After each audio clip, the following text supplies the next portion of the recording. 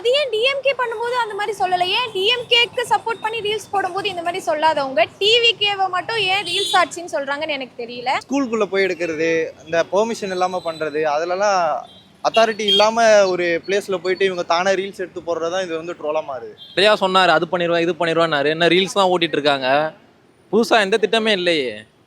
ஏற்கனவே குத்தாரு, ஸ்டாலின் குத்தத்தை பேரை மாற்றி வச்சுட்டு ஓட்டின்னு இருக்காரு விஜய். கண்டிப்பாக ரொம்ப நாளாக அது நீடிக்காதுன்னு நினைக்கிறேன் எனக்கு தெரிஞ்சு. இதுக்கு முன்னாடி இருந்த முதலமைச்சர்களும் இது மாதிரி நிறைய சொன்னாங்க. தமிழ்நாட்டு மக்கள் என்னத்தை ஃபாலோ பண்ணாங்க? ஃபர்ஸ்ட் இது ரியல் ஆச்சு தான், ரீல்ஸ் ஆச்சுலாம் கிடையாது. பட் முக்கியமாக இந்த மாதிரி சின்ன சின்ன இன்சிடென்ட் மட்டும்தான் மாற்றுதே தவிர மற்றபடி எல்லாமே நடக்குது இல்லை. ரீல்ஸ் ஆச்சே தான் இருக்குது, இப்போ இருக்குது. ஸ்டார்டிங்லேருந்து இப்போ வரைக்கும் என்ன இருக்குது, ரீல்ஸ் ஆச்சு தான் இருக்குது. எங்கே போனாலும் ரீல்ஸ் எடுத்து போடுறானுங்க. அமைச்சர் மாதிரியா இருக்கானுங்க. லீவ் கொடுங்கன்ட்டு ஏதோ சம்திங் நியூஸில் வந்தது. அதெல்லாம் சும்மா அதெல்லாம் இருக்கும். அதெல்லாம் வந்து இவங்க வந்து சொல்லின்னு இருக்கிறாங்க, நான் 1 வாரம் 6 மாதம் யாரோ ஒருத்தர் சொன்னார் 6 மாதத்துக்குள்ளே போயிடுன்னு. அதெல்லாம் போகாது, கம்பல்சரியாக இருக்கும் 5 வருஷம்.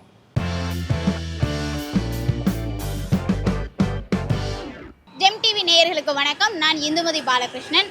அரசு பள்ளிகளில் ஆய்வு மேற்கொண்டு அதை ரீல்ஸாக வெளியிடக்கூடாதுன்னு முதலமைச்சர் விஜய் வந்துட்டு எம்எல்ஏக்களுக்கு தெரிவிச்சிருந்தார். ஆனால் அடுத்த நாட்களிலேயே இவர் வந்துட்டு பார்த்தீங்கன்னா சமூக நீதி விடுதிகளில் சென்று ரீல்ஸாக வெளியிட்டிருக்காரு.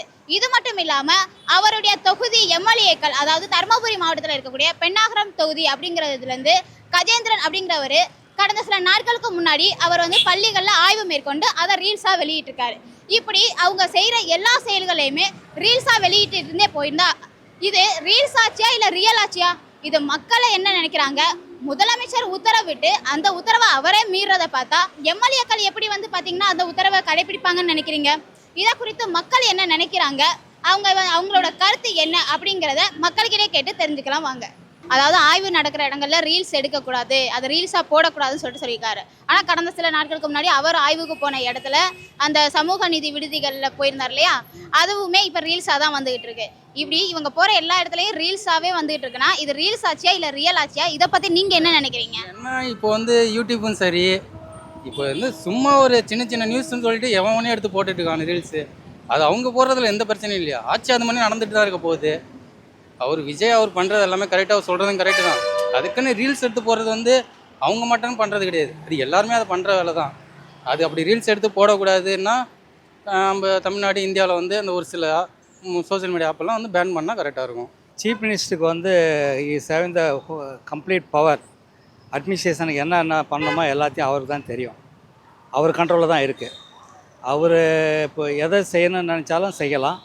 அப்படின்னும் போது இப்போ ஒரு ப்ராட்காஸ்டிங்கோ இல்லை டைரக்டர் ஆஃப் இது டிஏவிபின்னு சொல்லுவாங்க, அதாவது வந்து செய்தி விளம்பரத்துறை, அது மூலமாகவும் அரசாங்கத்தை பற்றி வெளியிடலாம். நல்ல விஷயங்களை மக்களுக்கு பரப்புறதில் அவருக்கு கண்ணோட்டம் என்ன இருக்கோ அதை செய்யலாம். அவருக்கு பவர் இருக்குது. சீஃப் மினிஸ்டர் வந்து ஃபுல் பவர் இருக்குது.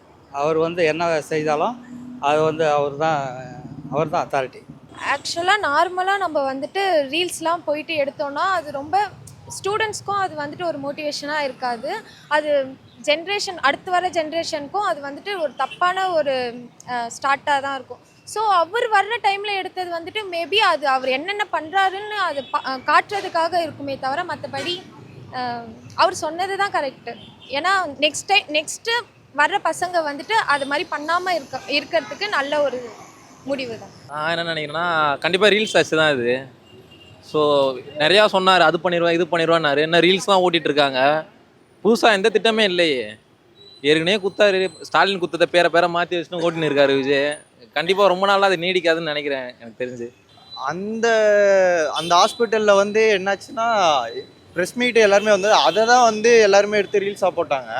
பட் வந்து இந்த ரீல்ஸ் கல்ச்சர் வந்து நல்லா தான் இருக்குது. ஏன்னு சொல்கிறேன்னா இந்த ரீசெண்டாக நியூஸ்லாம் பார்க்குறோம், இன்ஸ்டாகிராம்லேயே பார்க்குறோம். எப்படின்னா ஒரு 40 இயர்ஸாக பஸ் இல்லை, 60 இயர்ஸாக பஸ் இல்லை அப்படின்னு அந்த சின்ன பசங்க ரீல்ஸ் போட்டு தான் அப்படியே ஒரு 1 வீக் 3 வீக்ஸ்லேயே வந்து அந்த பஸ்ஸு வசதி, அப்போ இந்த தண்ணி என்னென்னமோ அதெல்லாம் நான் பார்க்குறேன்.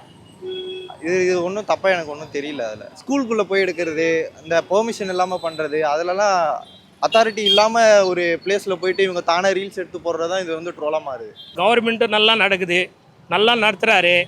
அவங்க வந்து ஏதோ பேசின்னு இருப்பாங்க. ஏன்னா இத்தனை வருஷமாக அவங்க இருந்தாங்க 2 பேர் டிஎம்கே ஏடிஎம்கே, அவங்க ஏதோ பேசின்னு இருப்பாங்க. அதெல்லாம் நம்ம பெருசாக எடுத்துக்கூடாது. 2வது நாளே அவர் உத்தரவு பிறப்பித்த 2வது நாளே வந்து பார்த்தீங்கன்னா ரீல்ஸாக வெளியிடுறாங்க. இதை பற்றி உங்களோட கருத்து என்ன? எங்களை பற்றி கருத்து என்னன்னா, இதுக்கு முன்னாடி இருந்த முதலமைச்சர்களும் இது மாதிரி நிறைய சொன்னாங்க. தமிழ்நாட்டு மக்கள் என்னத்தை ஃபாலோ பண்ணாங்க? உடனேலாம் யாரும் எதுவும் ஃபாலோ பண்ண மாட்டாங்க, பண்ண தான் செய்வாங்க. கொஞ்சம் கொஞ்சமாக தான் மாறும் அதெல்லாம். எனக்கு தெரிஞ்சு இப்போ நடக்கிற ஆட்சி நல்ல ஆட்சி. நல்ல மக்கள் நல்லா பண்ணுவாருன்னு தோணுது. இந்த ஒரு சில விஷயங்களை மாற்றுறாங்க, அவ்வளோதான். மாற்றணும்னு நினைக்கிறாரு, அது உடனேலாம் மாற்ற முடியாது. தம்பி நீ இந்த மாதிரி ஸ்பீடாக பைக் ஓட்டாதானா, ஓட்டாமல் இருக்க போகிறானுங்க ரொம்ப வாலிப பசங்க, அப்படி தான். அவங்களும் வந்து புதுசாக எம்எல்ஏவாக இருக்காங்க, புதுசாக அமைச்சராக இருக்காங்க. அவங்க ஏதாவது அவங்க வந்து நம்மளை பிரபலப்படுத்திக்கணுன்ட்டு அவங்க பண்ணுறாங்க, அது அவங்களோட பர்சனல் விஷயம். இது வந்து எப்படின்னா எண்ணம் போல் வாழ்வுன்னு சொல்லுவாங்க. அவரை பொறுத்த வரைக்கும், அவருடைய கூட இருக்கவங்கள பொறுத்த வரைக்கும் இப்போது நல்லபடியாக செய்யணும் அப்படின்ற எண்ணத்தை தான் வந்திருக்காங்க. மக்களுடைய எண்ணத்தை பிரதிபலிச்சிருக்காங்க. அதனால் வந்து அவங்களுக்கு கொஞ்சம் டைம் கொடுக்கணும். ஏன்னா அவங்க செய்கிறதெல்லாம் வந்து சரியாக தான் இருக்கணும், இருந்தாகணும். அது மக்கள் விட மாட்டாங்க. இல்லாட்டி முன்னாடி இருந்த மாதிரி ஏதாவது பாடம் கற்றுக் கொடுத்துருவாங்க. அதனால் வந்து அவங்களுக்கு டைம் கொடுக்கணும். இப்போ நீங்களே இப்போ என்னை பேட்டி எடுக்கிறதுக்கு முன்னாடி என்ன இப்போ கேட்டீங்க, சார் ஒரு நிமிஷம் கொஞ்சம் இது சம்பந்தமாக பேசணும், அது மாதிரி டைம் எடுக்கிறீங்க இல்லையா? அது மாதிரி ஆட்சி இப்போ தான் வந்திருக்கு. வந்த உடனே அவர் வந்து எல்லாத்தையும் பண்ண முடியாது. அதனால் எம்எல்ஏங்களுக்கும் வந்தோன்னே இப்போ தெரியாது. மக்களுக்கு நல்லது பண்ணணும்னு வந்திருக்காங்க, அவங்களுக்கு டைம் கொடுக்கணும். எல்லா எம்எல்ஏக்களுக்கும் மக்களாக தேர்ந்தெடுக்கப்பட்டவங்களுக்கான அதே மாதிரி ஏற்று கேட்குறவங்களுடைய நியாயங்கள் சரியாக இருந்துச்சுன்னா ஏற்று கேட்குறவங்களுக்கும் பதில் சொல்கிறது அவங்களுடைய கடமை இருக்குது. அதுக்கெல்லாம் டைம் கொடுக்கணும்.